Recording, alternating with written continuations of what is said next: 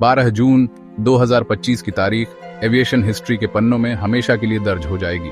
किसी जीत के लिए नहीं, बल्कि एक ऐसी ट्रेजेडी के लिए जो पहले कभी नहीं हुई थी। वो दिन था जब आसमान जमीन पर आ गया। वो दिन जब एक मशीन जिसे उसकी टेक्नोलॉजिकल ताकत के लिए जाना जाता था, बोइंग 787 ड्रीम लाइनर, एक भयानक एंड पर पहुंच गई। Air India flight AI-171 London से अहमदाबाद का एक रूटीन सफर ड्रीम लाइनर फ्लीट के लिए पहली बार पूरी तरह से लॉस बन गया। दुनिया ने देखा, सब हैरान रह गए। मॉडर्न इंजीनियरिंग का एक सिंबल, सपनों और मुलाकातों का एक जरिया, एक डरावनी हेडलाइन बनकर रह गया। ये सिर्फ एक और एक्सीडेंट नहीं था, ये सिस्टम के लिए एक गहरा शॉक था। एक ऐसी याद दिला रहा था कि इनोवेशन के इस दौर में भी तबाही का डर चुपचाप और सब्र से अपने पल का इंतजार कर रहा है, ताकि वो भयानक ताकत से हमला कर सके। फ्लाइट में हमेशा की तरह कई तरह के पैसेंजर्स थे। समर हॉलिडेज के लिए घर लौट रहे फैमिलीज थे, उनके लगेज में गिफ्ट्स और एक्साइटमेंट भरा था। बिजनेस प्रोफेशनल्स मीटिंग्स से लौट रहे थे, उनका दिमाग पहले से ही अगले प्रोजेक्ट पर था। स्टूडेंट्स विदेश के यूनिवर्सिटीज से वापस आ रहे थे, अपने लव्ड वंस को गले लगाने के लिए बेताब थे। 247 पैसेंजर्स और 16 क्रू मेंबर्स के लिए सरदार वल्लभ भाई पटेल इंटरनेशनल एयरपोर्ट पर उतरना एक लंबे सफर का आखिरी आम चैप्टर होना था। अहमदाबाद के लैंडस्केप का वो जाना पहचाना नजारा एक सुकून देने वाला सीन होता। किसी ने सोचा भी नहीं था कि ये आखिरी पल एक अराइवल की नहीं, बल्कि जिंदगी से एक परमानेंट जलती हुई डिपार्चर की शुरुआत थे। शुरुआती रिपोर्ट्स में बहुत अफरा तफरी थी, एक ऐसी तबाही की अधूरी फुसफुसाहट थी जिसे समझना मुश्किल था। एक प्लेन क्रैश हो गया था एयरपोर्ट के पास। ये एक एयर इंडिया की फ्लाइट थी।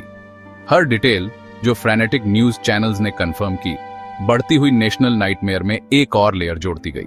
दुनिया ने बोइंग 787 को लंबे समय से सेफ्टी और एफिशिएंसी का एक मिसाल माना था। ये इस बात का सबूत था कि एविएशन कितनी आगे बढ़ गया है। उसके कंपोजिट मटेरियल, फ्यूजलेस और एडवांस सिस्टम्स की तारीफ की जाती थी। ये आइडिया कि ऐसा कोई एयरक्राफ्ट बस आसमान से गिर सकता है, नामुमकिन लगता था, एक फिक्शन। लेकिन उस थरसड़े को अहमदाबाद में जमीन पर यह नामुमकिन एक भयानक सुलगती हुई रियलिटी बन गया, जिससे पूरी इंडस्ट्री और एक हैरान पब्लिक को एक बहुत परेशान करने वाली सच्चाई का सामना करना पड़ा। शॉकवेव अहमदाबाद से दुनिया भर में फैल गई। लंदन में जिन फैमिलीज ने हीथ्रो में अपने लव्ड वंस को अलविदा कहा था, वे अब अपनी स्क्रीन से चिपके हुए थे। उनकी उम्मीद हर गुजरते मिनट के साथ कम होती जा रही थी। इंडिया में, एक ऐसा देश जो रोजमर्रा की जिंदगी के रिदम का आदी था, रुक गया। AI-171 नाम एक सिंपल फ्लाइट नंबर से हार्ट ब्रेक का सिनोनिम बन गया। प्राइम मिनिस्टर नरेंद्र मोदी, जो खुद गुजरात से थे, उन पहले लोगों में से थे जिन्होंने अपना गहरा दुख जताया। इस घटना ने रूटीन के पर्दे को चीर दिया। हर किसी को उस नाजुक धागे की याद दिलाई जो एक आम दिन को जिंदगी बदलने वाली तबाही से अलग करता है। अपने पीछे एक सन्नाटा छोड़ गया। फ्लाइट AI-171 के आखिरी पल एक रनवे की सेफ्टी में खत्म नहीं हुए, बल्कि एक सोए हुए शहर के बीचों बीच खत्म हुए। एयरक्राफ्ट सीधे असरवा सिविल हॉस्पिटल के डॉक्टर्स हॉस्टल में क्रैश हो गया। एक ऐसी जगह जो हीलिंग के लिए बनी थी, अब मौत और तबाही का ग्राउंड जीरो बन गई थी। इम्पैक्ट भयानक था। एक बहरा कर देने वाली आवाज ने सुबह के पहले की शांति को तोड़ दिया, जिसके बाद एक ट्रेमर आया जिसने मीलों दूर तक इमारतों को हिला दिया। फिर एक फायरबॉल आया, एक भयानक नारंगी रंग का धुआं जो अंधेरे आसमान को रोशन कर गया, रात को एक डरावने टिमटिमाते दिन में बदल गया। रेसिडेंट्स ने एक साथ हजारों बादलों के गरजने जैसी आवाज की रिपोर्ट दी, एक विसरल, पेट में दर्द कर देने वाला धमाका जिसने कई दुनियाओं के एंड का सिग्नल दिया। हवा, जेट फ्यूल और जलते हुए मेटल की गंध से भरी, सांस लेने लायक नहीं बची। जमीन पर मौजूद लोगों के लिए सीन दांते के इन्फर्नो से निकला एक विजन था। ड्रीम लाइनर का गर्व भरा फ्यूजलेस चला गया था, उसकी जगह मेटल का एक टूटा फूटा, पहचानने लायक न रहने वाला ढेर था जो हॉस्टल के ढह गए कंक्रीट के साथ उलझा हुआ था। आग लपटें बेकाबू भूख के साथ मलबे को चाट रही थी, अपने रास्ते में सब कुछ खा रही थी।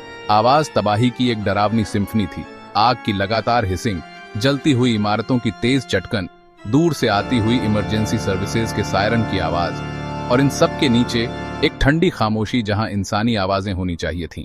यह पूरी तरह से तबाही का एक लैंडस्केप था, जहां पैसेंजर्स के सपने और मेडिकल प्रोफेशनल्स की शांत जिंदगी एक ही पल में बुझ गई थी। पहला रेस्पॉन्डर जो पहुंचा, उसे एक बहुत बड़ी चुनौती का सामना करना पड़ा। वे सिर्फ आग से नहीं लड़ रहे थे, वे एक वॉर जोन में नेविगेट कर रहे थे। हजारों डिग्री तक पहुंचने वाली तेज गर्मी, किसी भी करीबी अप्रोच को खतरनाक बना रही थी।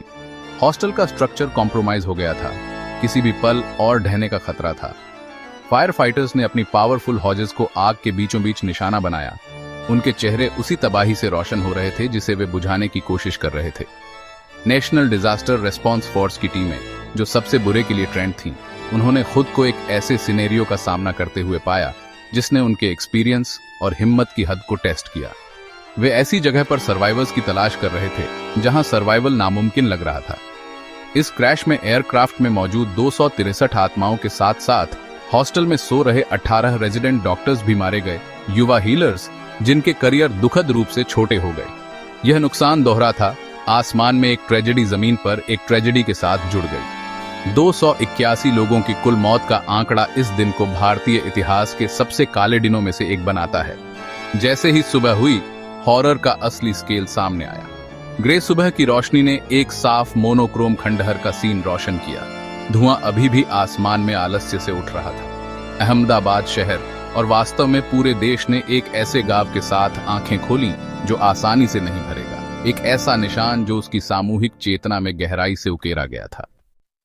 फ्लाइट में मारे गए 263 लोगों में अलग अलग देशों के लोग थे, जो हमारी मॉडर्न दुनिया के इंटरकनेक्टेडनेस का एक सबूत था।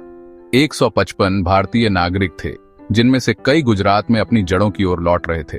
उनके साथ 68 ब्रिटिश नागरिक, 25 अमेरिकी और 15 अन्य देशों के लोग थे। हर एक की अपनी कहानी, एक फैमिली कनेक्शन का एक यूनिवर्स जो अब अचानक टूट गया था। पैसेंजर मैनिफेस्ट जब आखिरकार रिलीज हुआ तो वह दुख की एक ग्लोबल डायरेक्टरी जैसा था। इसमें टूरिस्ट, एक्सपैट्स और प्रोफेशनल्स शामिल थे। हर एक का अपने सफर के लिए एक अनोखा मकसद था। एक नाम जो स्टेट में बहुत गूंजा वो विजय रूपाणी का था, जो गुजरात के पूर्व चीफ मिनिस्टर थे और लंदन से एक पर्सनल ट्रिप से लौट रहे थे। फ्लाइट में उनकी मौजूदगी ने अनगिनत अन्य फैमिलीज के बेहद पर्सनल दुख में पब्लिक शोक की एक लेयर जोड़ दी। वर्ल्ड लीडर्स की तरफ से प्रतिक्रिया तेज और दुख से भरी हुई थी। प्राइम मिनिस्टर नरेंद्र मोदी ने भारी आवाज में इसे भारत के लिए इमेंस पेन का पल बताया। उन्होंने गुजरात के पीड़ितों के बारे में बात की, एक ऐसी जगह जो उनके दिल के करीब थी, और सेंट्रल गवर्नमेंट के पूरे सपोर्ट का वादा किया। उन्होंने नेशनल डे ऑफ मॉर्निंग की घोषणा की। लंदन से ब्रिटिश प्राइम मिनिस्टर कीर स्टारमर ने हाउस ऑफ कॉमन्स को संबोधित किया। उनके शब्दों ने पूरे यूनाइटेड किंगडम में महसूस किए गए शौक को दोहराया। हमारा दिल उन फैमिलीज के साथ है, ब्रिटेन और इंडिया दोनों में, जिन्हें सबसे भयानक खबर मिली है जिसकी कल्पना भी नहीं की जा सकती। हम इस डार्क आवर में इंडिया के साथ खड़े हैं। इन ऑफिशियल स्टेटमेंट्स ने ग्लोबल दुख के लिए एक फ्रेमवर्क दिया, लेकिन वे कॉन्टिनेंट्स में घरों में चल रहे कच्चे पर्सनल दर्द को कैप्चर नहीं कर सके। अथॉरिटीज के लिए सबसे मुश्किल काम आईडी की प्रक्रिया थी। क्रैश की भयानक हिंसा और उसके बाद की आग की तीव्रता ने कई पीड़ितों को अनरिकॉग्नाइजेबल बना दिया था। देश भर से फोरेंसिक टीमें अहमदाबाद में लाई गईं। उन्होंने साइट के पास एक टेम्पररी मॉर्चुरी स्थापित की। उन्होंने अथक रूप से काम किया। एक डेजिग्नेटेड सेंटर पर इकट्ठा हुए दुखी रिश्तेदारों से डीएनए सैंपल्स इकट्ठा किए। उनके चेहरे एक उम्मीद से भरे हुए थे जो हर गुजरते घंटे के साथ क्रूरता से कम होती जा रही थी। प्रक्रिया धीमी, मेथोडिकल और इसमें शामिल सभी लोगों के लिए इमोशनली ड्रेनिंग थी। फैमिलीज के लिए यह टॉर्मेंट का एक लंबा पीरियड था। उस साइंटिफिक सर्टेनिटी का इंतजार कर रहे थे जो उनके सबसे बुरे डर की पुष्टि करेगी, एक पुष्टि जो आखिरकार उनके ग्रीविंग की प्रक्रिया को सचमुच शुरू करने देगी। आने वाले दिनों में पीड़ितों की कहानियां सामने आने लगी, जो उन जानों की एक विविड पिक्चर पेश कर रही थी जो खो गई थी। एक नया जोड़ा था जो हनीमून पर था, बुजुर्ग दादा दादी जिन्होंने अभी अभी अपने पहले पोते से मुलाकात की थी, एक ब्रिलियंट स्टूडेंट जिसने एक प्रेस्टिजियस यूनिवर्सिटी में स्कॉलरशिप जीती थी। हर कहानी दुख की एक नई लहर थी, एक याद दिला रही थी कि 281 का नंबर कोई स्टैटिस्टिक नहीं था, बल्कि इंडिविजुअल ट्रेजेडीज का एक कलेक्शन था। मीडिया, लोकल और इंटरनेशनल दोनों इस कलेक्टिव मॉर्निंग के लिए एक जरिया बन गया। फोटोज और मेमोरीज शेयर कर रहा था। AI 171 के गुमनाम पैसेंजर्स को ऐसे लोगों में बदल रहा था जिन्हें दुनिया जानने लगी और शोक मनाने लगी। क्रैश अब सिर्फ एक घटना नहीं थी, ये खोए हुए फ्यूचर्स की एक टेपेस्ट्री थी। जैसे जैसे रेस्क्यू और रिकवरी के एफर्ट्स जारी रहे, फोकस लाजमी तौर पर एक बहुत जरूरी सवाल पर शिफ्ट हो गया। क्यों? दुनिया के सबसे एडवांस एयरलाइनर्स में से एक बोइंग 787 ऐसी भयानक फेलियर का शिकार कैसे हो सकता था? Directorate general of civil aviation ने तुरंत एक हाई लेवल इन्वेस्टिगेशन शुरू की जिसमें US national transportation safety board और बोइंग के अपने टेक्निकल एक्सपर्ट्स जैसे इंटरनेशनल बॉडीज के साथ मिलकर काम किया गया। Primary goal flight data recorder और कॉकपिट वॉइस रिकॉर्डर को ढूंढना था, जिन्हें ब्लैक बॉक्स कहा जाता है, जिनमें एयरक्राफ्ट के आखिरी घातक पालों को अनलॉक करने की इलेक्ट्रॉनिक चाबियां थीं। ये डिवाइस, जो बहुत ज्यादा इम्पैक्ट और गर्मी को सहने के लिए डिजाइन किए गए थे, क्रैश की घटनाओं के सीक्वेंस को समझने के लिए सबसे अच्छी उम्मीद थे। ब्लैक बॉक्स की तलाश बहुत मुश्किल थी। रेस्क्यू टीमें टनों मलबे को छान रही थीं, जो नुकीले मेटल, मुड़े हुए तारों और अस्थिर स्ट्रक्चर्स का एक क्योटिक और खतरनाक माहौल था। मलबे का हर टुकड़ा एक संभावित सुराग था। 2 दिनों की लगातार तलाश के बाद सुलगते हुए खंडहरों के बीच एक दुखद जीत की घोषणा की गई। दोनों रिकॉर्डर मिल गए थे, डैमेज्ड लेकिन इंटैक्ट। उन्हें तुरंत एनालिसिस के लिए नई दिल्ली की एक सिक्योर लैब में भेजा गया। दुनिया अब उनमें मौजूद जानकारी का बेसब्री से इंतजार कर रही है। क्या यह मैकेनिकल फेलियर था, एक स्ट्रक्चरल इश्यू, एक सॉफ्टवेयर ग्लिच या एक ह्यूमन एरर?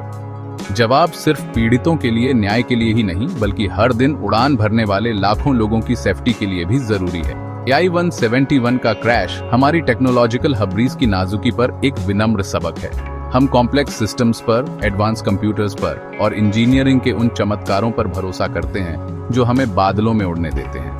हम लगभग casual sense on off security के साथ प्लेन में चढ़ते हैं। फिर भी ये ट्रेजेडी हमें याद दिलाती है कि हमारी सारी प्रोग्रेस के बावजूद हम वल्नरेबल रहते हैं। यह इस वास्तविकता को रेखांकित करता है कि कोई भी सिस्टम पूरी तरह से इनफेलिबल नहीं है और प्रकृति और भौतिकी की ताकतें दुर्लभ और डरावने पहलों में हमारे सबसे अच्छे प्लान्स पर भारी पड़ सकती हैं। ये एक कठोर याद दिलाता है कि जीवन खुद एक एक्ट ऑफ फेथ है, एक नाजुक संतुलन जो बिना किसी चेतावनी के टूट सकता है, चाहे हम अपने चारों ओर कितनी भी टेक्नोलॉजिकल शील्ड्स क्यों न बना लें। आखिर में इन्वेस्टिगेशंस और हेडलाइंस से परे AI-171 की लेगेसी एक बहुत ही ह्यूमन है। ये जिंदगी की अप्रत्याशितता और उस गति के बारे में एक कहानी है जिससे इसे छीना जा सकता है। ये हमें अपनी जिंदगी देखने के लिए मजबूर करता है, उन लोगों को देखने के लिए जिनसे हम प्यार करते हैं और एक भी पल को हल्के में न लेने के लिए। ऐसे भारी नुकसान के सामने एकमात्र सार्थक प्रतिक्रिया अपने प्रियजनों को और करीब रखना है, वो बातें कहना है जो कहने की जरूरत है, और आज के कीमती फ्लीटिंग गिफ्ट के लिए ज्यादा अप्रिसिएशन के साथ जीना है। 281 आत्माओं के परिवारों के लिए दुनिया 12 जून 2025 को हमेशा के लिए बदल गई। हम बाकी लोगों के लिए यह हर साधारण सुबह को संजोने का एक बुलावा है, क्योंकि हम कभी नहीं जानते कि दिन क्या ला सकता है।